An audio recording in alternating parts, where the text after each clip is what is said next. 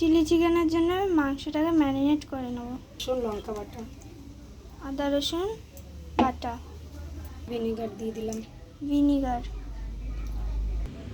পরিমাণ মতো লঙ্কার গুঁড়ো, স্বাদ মতো নুন, পরিমাণ মতো গোলমরিচ গুঁড়ো, একটা ডিম, এবার পরিমাণ মতো ভিনিগার, পরিমাণ মতো কর্নফ্লাওয়ার। এবার ভালো করে মেখে নিতে হবে।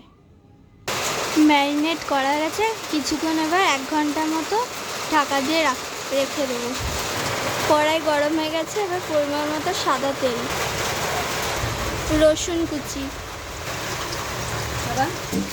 পেঁয়াজ কুচি, ক্যাপসিকাম,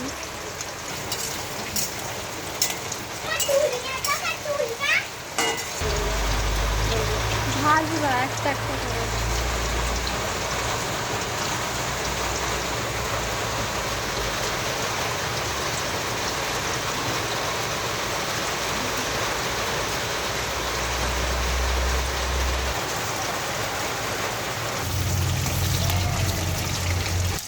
পরিমাণ মতো নুন, পরিমাণ মতো চিনি,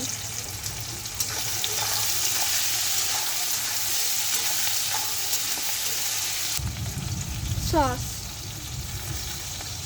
সোয়া সস, লঙ্কা কুচি, পরিমাণ মতো জল 1 কাপ মতো,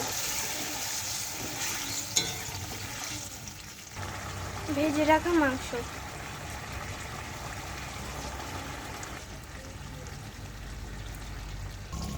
হয়ে গেছে। এবার নামিয়ে নেব। গোলমরিচের গুঁড়ো,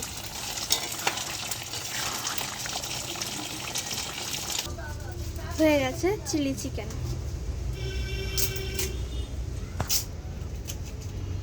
এবার রাইসের জন্য তেলের উপর তেজপাতা, ঘি,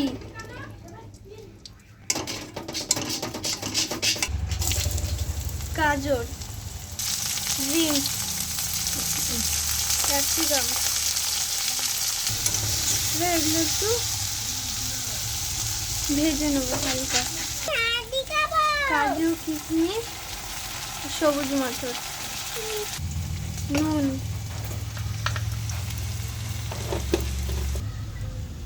এবার রাইসের মধ্যে ওই ভেজে রাখা জিনিসগুলো দিয়ে দেওয়া হবে।